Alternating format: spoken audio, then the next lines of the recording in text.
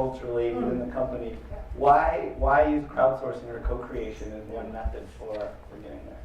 Well, as we see it, is also that the speed of changes happens so fast. Yeah. And there are many ideas and a lot of actually better ideas outside than our own internal world. I think in the internal world, when it was analog a lot, then of course you can decide when to do it, what to do. But nowadays, I just talked about this last week also internally, that it's employers firing employees and customers firing brands. So having that as a mindset, and also as a fact, actually, that we see daily proofs around us of that, then we don't use the word crowdsourcing. It feels very like harvesting ideas just for the sake of the business. But actually, we use the word co-create, and co-create IKEA is one of the biggest movements we have as a company to basically be more inclusive, but also transparent. I heard a lot about it today. I think that is common shared vision that any business, besides being a digital business, is actually a people business. Okay. So having that as a central around whatever we do, then co-creation is more inclusive. It's a word, but words do matter. Yeah, so that's why, it's a modern take on our vision. Right. And I'm sure this will come up, but somebody will ask it. I mean, can you tell us a little more about the audience? I mean, because I know you guys are reaching out to universities, is that right? So for us, co-create IKEA is not necessarily just a buzzword or something that you do as a business, but actually it's about involving the many. We talk about the many people, so not customers. We are not talking about suppliers. We talk about the many partners that we have. So how can you open up the funnel on both sides? That means that besides acting, just connecting with the people that are delivering or contributing to your current business, is actually perhaps even more important to listen to the many. And then academia and startups, any kind of collaboration is important because it basically fuels you with inspiration, but as well as I think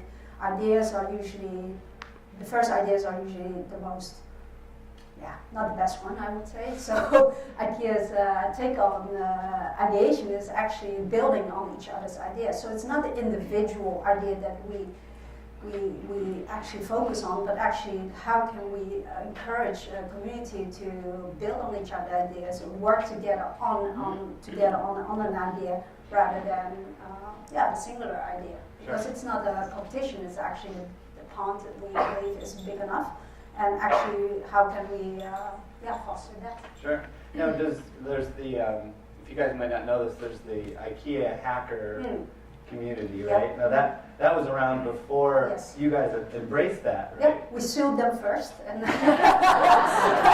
which was, I think, a very classical way of reacting, coming from a business model where, like I said, employees could fire employees and customers don't have much choice. Okay. But we learned a lesson very quickly. We resurrected that and actually apologized for that the behavior. Oh, wow. So it's also about innovation for us. We talk a lot about it, but it's also actually embracing the failures and actually be proud of it. But then with it comes the learnings that we need to take, and what do we do? So the actions match with the failure. So innovation for us is actually more about failing, not just fast, but smart and with purpose, and then take those learnings to build further on and be very, the best offense is just being vulnerable and show the human side of it, that IKEA doesn't know it all. We don't pretend to know it all. Actually, we need all the help we can get. Sure. So, a little bit more on the IKEA Hackers. So, as I understand it, there's a community on the internet that would, buy certain furniture items and kind of hack them and change them around and post them online and things like that. And now IKEA provides kind of an unbundling, I guess you could say, of a dresser, for example. You could buy just the drawers or just the sliders separately as a product line. Is that how that works? Yeah, actually, I think our CEO talked about open sourcing IKEA. So I think that is a very important statement for us, that we see that that actually that is where we want to grow in. It's an inclusive environment, so IKEA has certain, you could say, assets, and why not share it amongst the many? Yeah, exactly. Let the many decide if you deserve to exist or not. I'm going to ask you about, if you could tell me a story about how digital innovation is kind of impacting your organization, and I might lead the witness a little bit. one of my favorite stories about IKEA is just how much of a production the catalog is. Yes. So you still print a catalog today, and you spend years producing each one, right? Or a year, I guess, the entire year. So it always drops in August. So it's when I joined IKEA around 4 years ago, one of the biggest challenge for me was how to secure the catalog drop. So it's 220 million copies in 40-some countries, 60-some languages, and it's just not just the physical but also the digital. And I didn't quite understand the magnitude of it, because when they told me first, they're like, do you want to do this? I said, sure, why not? And then they told me, it's the biggest production after the Bible. I was like, okay, cool. But then I looked it up a little bit. I was like, oh man, they don't even know the figures. We are twice the size of the Bible. So where do I sign up for this? Yeah. So, but I think one of the cool things that a lot of people may not realize about the IKEA catalog, that at least in 2012, when I first started taking a look at it, was that I didn't realize that that almost 80% of the catalog is computer graphics. So the photorealistic images that people see, if you imagine that you have to produce this in different variations and you have a year to do it, no way that, of course, we do all the photo shoots. And so having that understanding now, and also understanding that we started early, even before VR, AR, and all those terms that we hear nowadays, that actually it was a journey started in 2008. So that proves that innovation cannot just happen overnight. It's an ongoing journey. It's an early journey that you need to be on all the way and all the time. Basically, you're always on. So digital innovation, I talk about it a lot because that's my responsibility, is that actually it's not about apps or websites or anything that we see, but it's actually how do you explore a changing world around us continuously and scalable, so it doesn't become an elite sport or just for the happy few.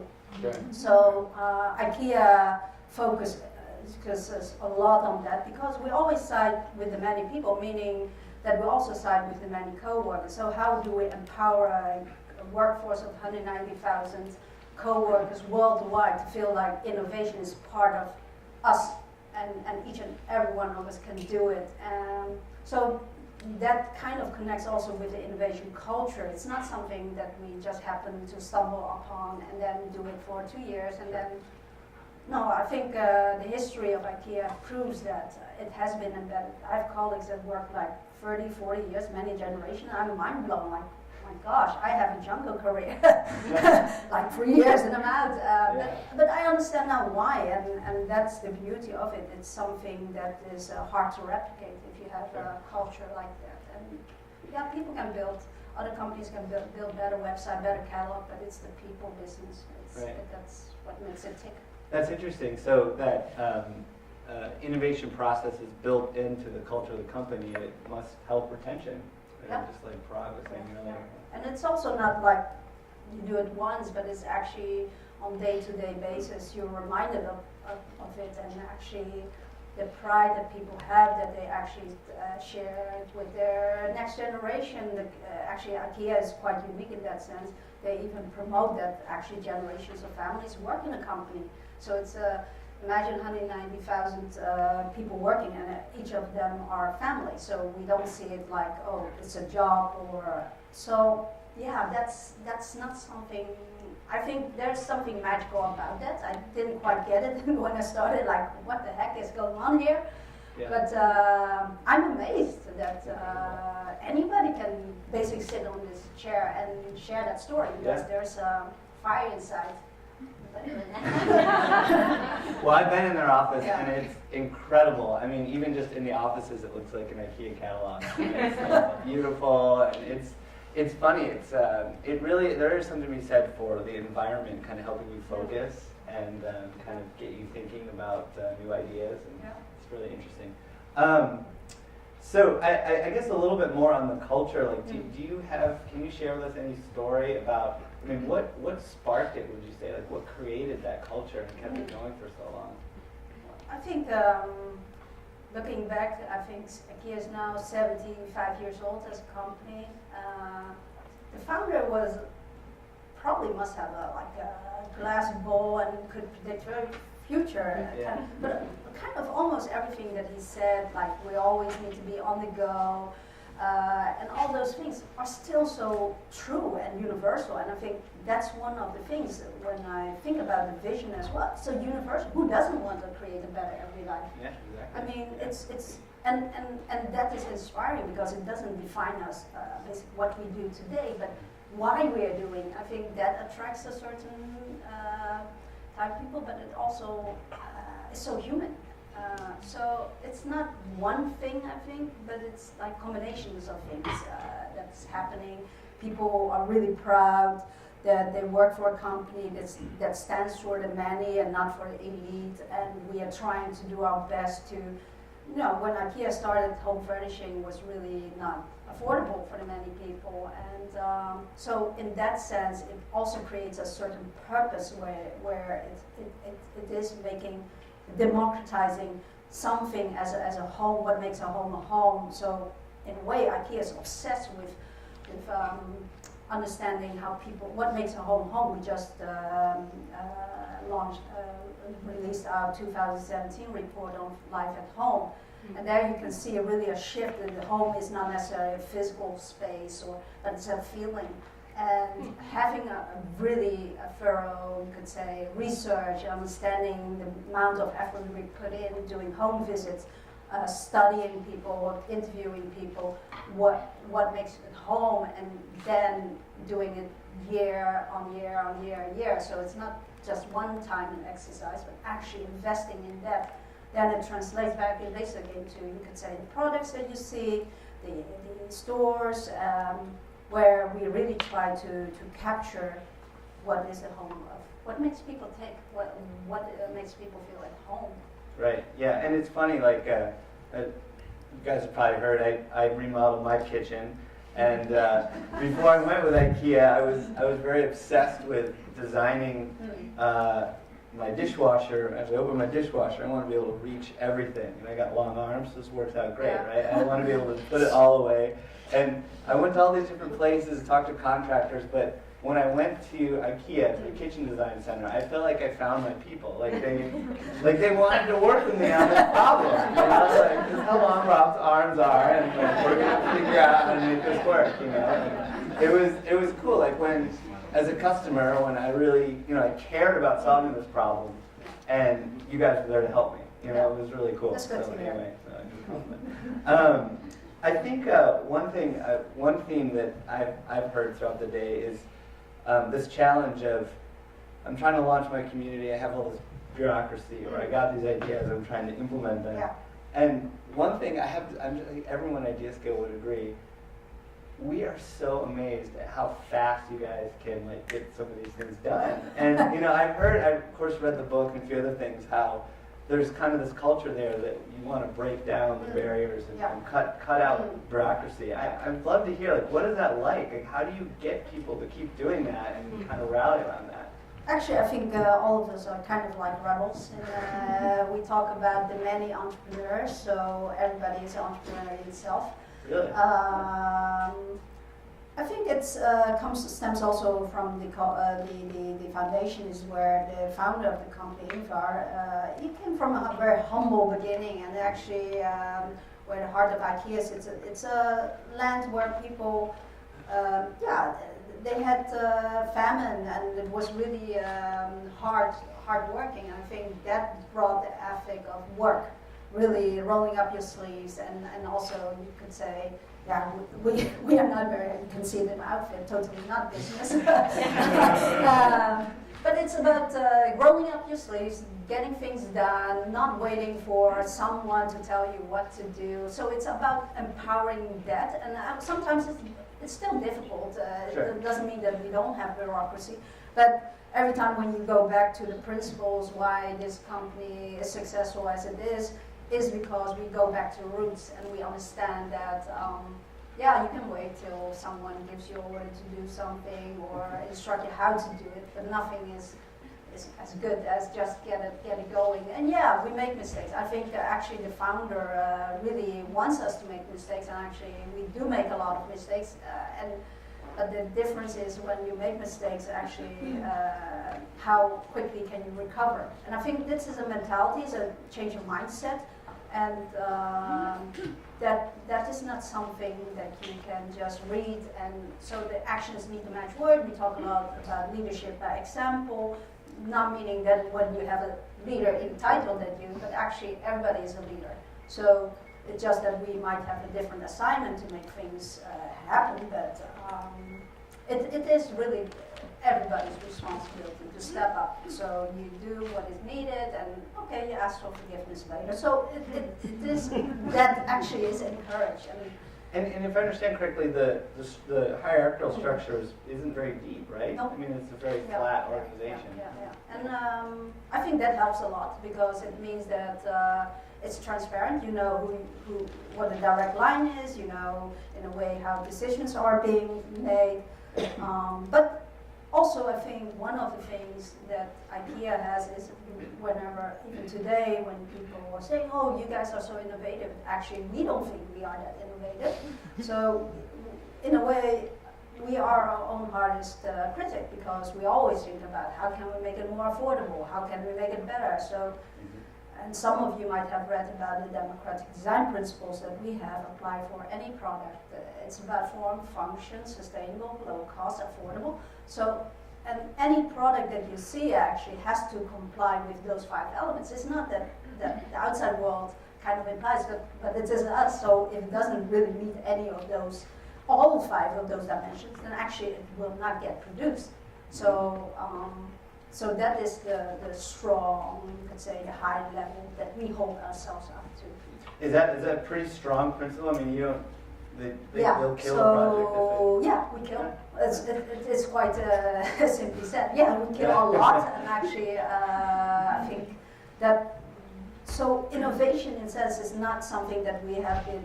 If you think about, fail fast and kill, build minimum viable products. Sure. Actually, before those words perhaps even existed, it was already part of the culture. It's only now you systemize it more. We didn't talk about democratic design. I think it came up around 6 years ago. Then we put some wordings to it. But actually, if you look back in history, any product, anything that we do. So it's not just products. And last time we talked about it in for instance, IT. How can we apply democratic design also in IT, in any area, in human resource? So, and having that as a universal principle, it helps us to focus on our, actually that almost is innovation, almost a byproduct.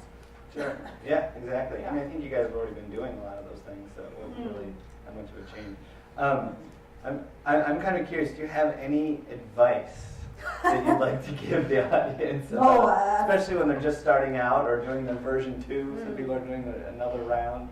I think giving advice is hard because I was just sharing with Chloe that I do go to quite some conferences, but I was stunned at the quality of what I heard today. So that really stood out to me. So I think there are, of course, some differences, but in general, I would say we all share a lot of similarities. I hear the word transparent was actually all over in all the talks. So it's not something that one company or individual can own actually that's what's the beauty of it. We can all have our own expression of it. And I just, if there's one advice, I would say just be you. I mean, I don't know. Yeah, just be you and copying Google or I don't think it's what you should do. But being you is always the best way because there's the authenticity, there's the honesty, and also the vulnerability that goes with it. But if we if we lower our shields, then actually it's best. I mean, the burden is off your shoulders, kind of. Sure, yeah. Well, back to the many people and a little bit of the IKEA hacking. There's a new app, IKEA Place, right, that just came out with iOS 11, right? And I think it was one of the first apps to use their augmented reality. Yeah, and there, we could say we got approached by Apple to do so. And we had been doing an AR app, but you could say a couple of years ago, the catalog was actually there. In 2012, when I started, we launched the AR within the catalog. So that was already quite novel. But you could say the technology as such was not really scalable and user-friendly. Now, of course, it's much better. So it's also, in this case, I think it's also this journey that a lot of people don't realize or don't know about IKEA. We are actually quite early on with a lot of things by trying. We just tried and I say, hey, you know what? We see what the potential is and what the opportunities are. However, there are still some kinks that needs to work out in industry. But because we started early, we already knew the challenges that needs to be solved by others before. And then when Apple approached us, hey guys, how about doing it now for real with technology that is much more scalable and easier to use. Sure. Then it's kind of like one-on-one. It's a great use case. I mean, if you haven't tried it, you should try it. The idea is simple. I mean, you hold up your phone and you grab something from the IKEA catalog. The phone figures out that this is the floor, and you just place the chair on the floor, and you can move around and go under it. I gave it to my son, my 5-year-old son, and he's crawling under the tables, looking at it. And it looks ridiculous, of course, when you're not looking at the phone. But I just thought it was really interesting, just how anyone can try it, right? I mean, anyone can do it, and I thought that was pretty cool. It fit well with a lot of the principles. Can you talk a little bit about what we can expect from IKEA in the next 12 months or 12 months? Our horizon is actually, at least the unit where I work for, our horizon is 2030 plus. So, oh, really? Okay, awesome. No, I think what you will hear a lot is about Co-Create IKEA. This summer we launched a boot camp under the umbrella of Co-Create IKEA because we believe that these startups deserve a chance to succeed. So that is one of the initiative modules in Co-Create IKEA, where we want to give startup the best possible starting point. So for us, it's not about getting things. So what they get is mentorship, resources, housing in Elmwood, where we are based. And for 3 months, they basically can utilize all resources they have. And then, and it's a physical space, right? Yes. I mean, So it's we use, of course, the IdeaScale as a platform to connect with the community, but as well as we see that sometimes the physical space doesn't. So it's a complementing thing. It's not like just digital or just the physical, but how can we build an experience where you can move from a digital experience to a physical experience that feels like you're still in the same atmosphere. So we just launched a lab in-house to also provide it as a way for our designers and engineers to be hands-on, even more hands-on than we already are. So ideas don't need to sit in a drawer or needs to wait in a queue, but actually people can come to the physical space, have the dialogue with colleagues and just tinker. I mean, that's the best way to do it. And we will do more around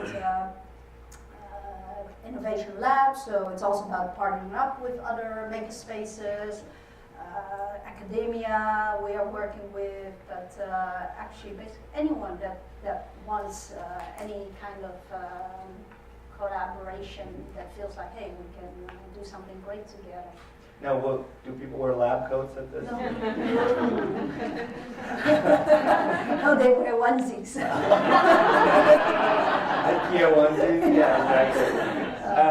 Now, I'm curious about the lab. Now, can anyone participate, or how does that work? Yeah, so this is an internal lab, and most likely, if we will have, let's say, global labs that will be yeah, like I said, with maker spaces and that stuff, Sure. to also give people the opportunity to just hang out and do something. And it's not necessarily, I got a question when I was in Berlin, like, do you think the stores will exist to see nothing?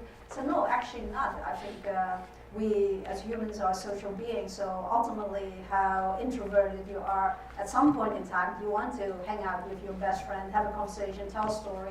Yeah. So I think the stores what will not work is if we do physical spaces the same way as we do now. So it's also a transition. How can we become more an experience? We all know the examples of companies being disrupted, but also you hear happy stories of companies that Sure. do thrive, and then you see actually what they're creating is not actually the initial product or what they started out with, but actually it becomes an experience shop. So I think if you ask me what will make a difference is that who connects the best with humans. Who, and then it's about experiences, not so. I gave the example of Starbucks in our Strategic Innovation Council, and if you see like a simple coffee cup turning into a digital shop, it's not about the coffee anymore. It's actually also not about a mobile, is it? But it's about that physical space becoming a place where you just can get your Sure. daily shot and meet up with friends, work a little bit. So how I see it, IKEA, as when people were asking me about that, then I said, no, actually, I think we do have relevance if we manage to be relevant for the many people. Sure. So social hangouts, perhaps. I don't know, but Sure. it's Yeah. for sure something to look into. Yeah. One interesting thing you notice with very innovative companies is they're not afraid to disrupt their own line of business. Like Apple sometimes will come out with a product that will, kill the sales of another product, right?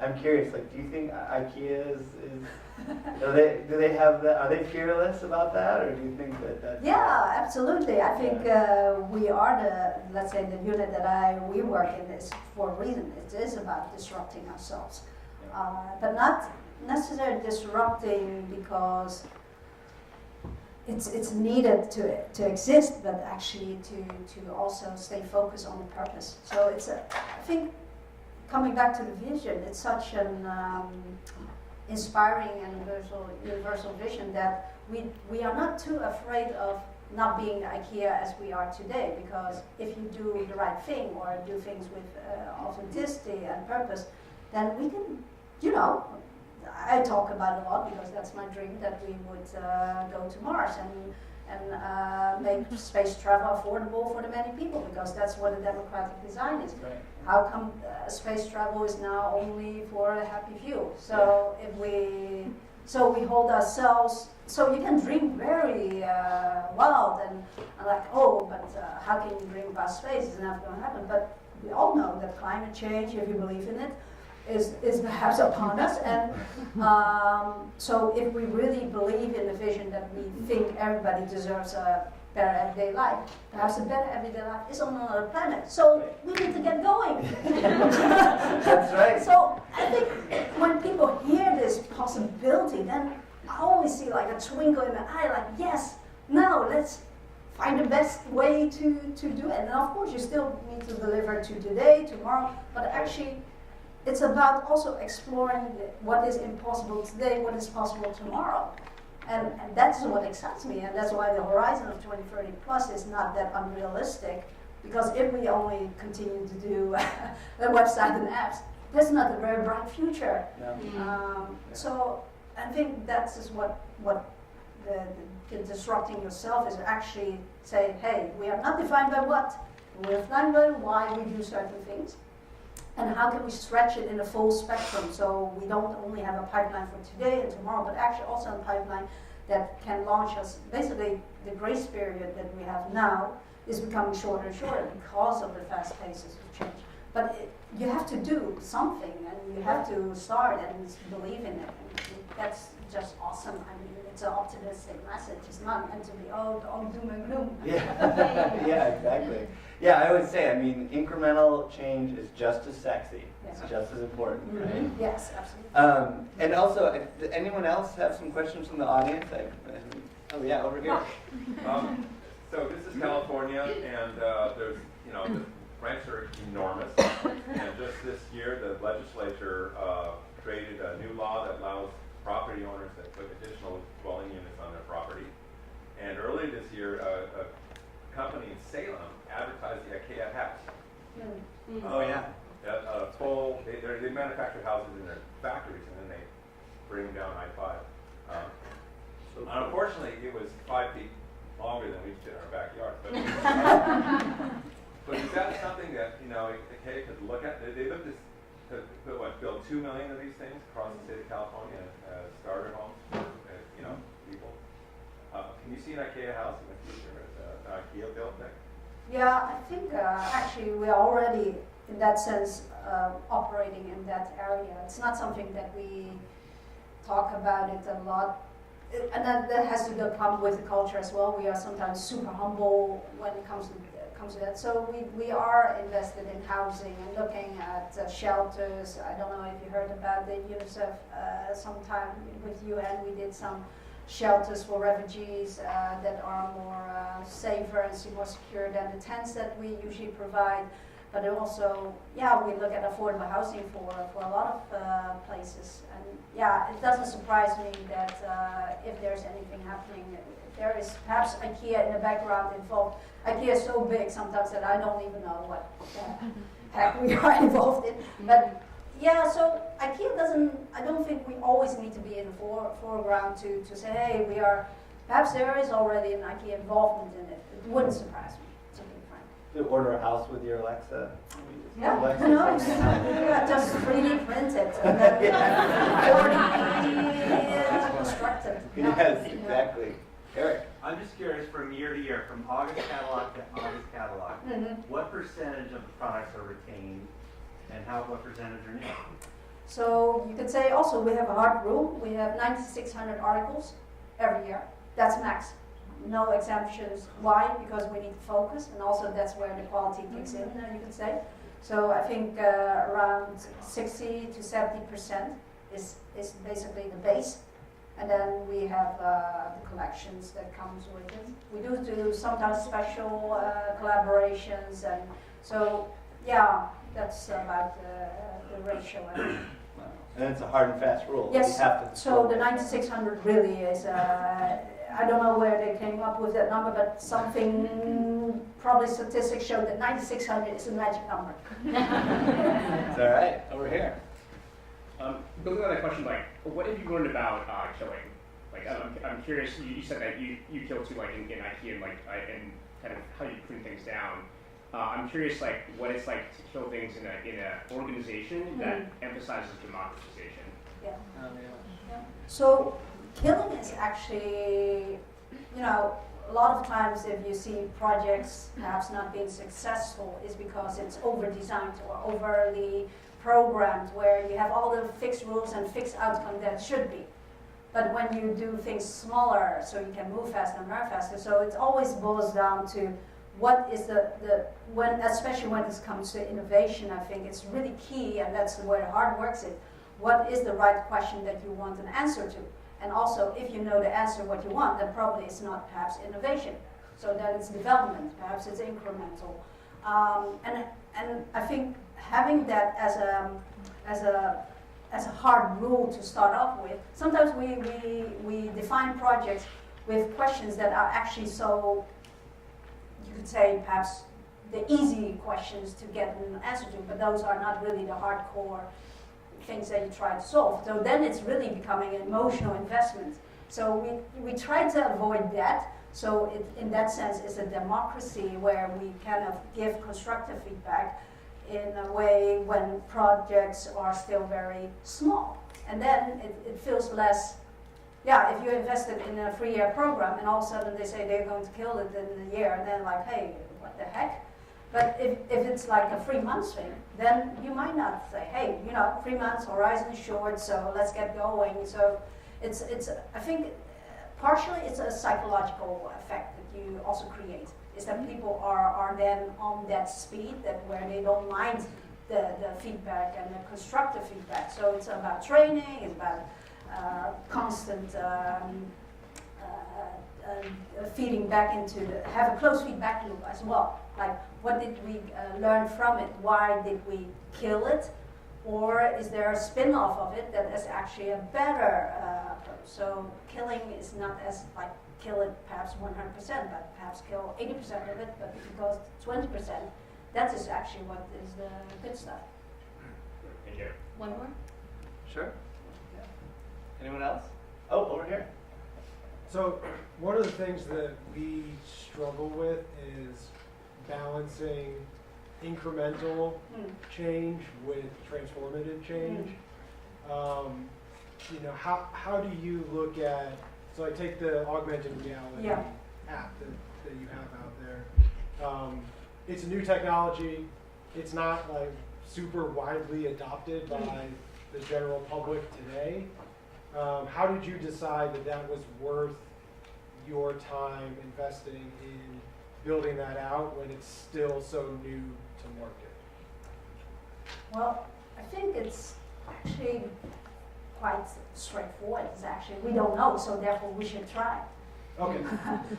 So the thing is that also now you hear artificial intelligence a lot, like one of those new emerging, like it's a holy grail, but actually it's already 50 years.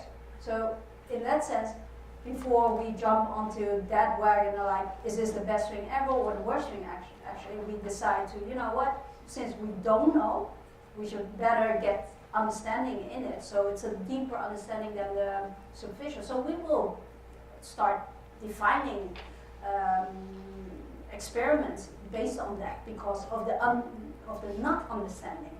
So the experiments, we always try to do an exploratory approach for things that we actually don't know. We are not experts in it, so therefore the best way to know what to do is to just start and try to do something with it and learn. And perhaps there is another experiment that we can get out. So in my field, you could say when I take digital innovation, it's about actually, there's no unknown. I would say there's only the temporary hidden to be uncovered and to be explored. So if you have that in the mindset, then it's actually, that's the best weapon to uncover what it is then. Perhaps there are opportunities, perhaps there are threats, but then it's at least a more argumented conversation that we can have, rather than hearsay or someone copying someone else, say, oh, it's so dangerous, it's taking away jobs, but actually, perhaps it's not, but we don't know, so we just try. And I think this is also coming down to simplicity. So meetings and that kind of, sometimes just bogged down, people are drained after an X amount of meetings, and then you still have nothing. So we rather kill those meetings, really kill it, 100%, and then say, okay, we have one meeting to say, okay, are we going to do it or not? And if we're not going to do it, then you cannot also be, then you take the consequences as well. But it's mostly a mindset thing, I think.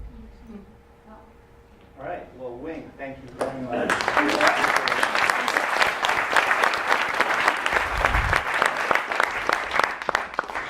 You guys enjoy the fire together?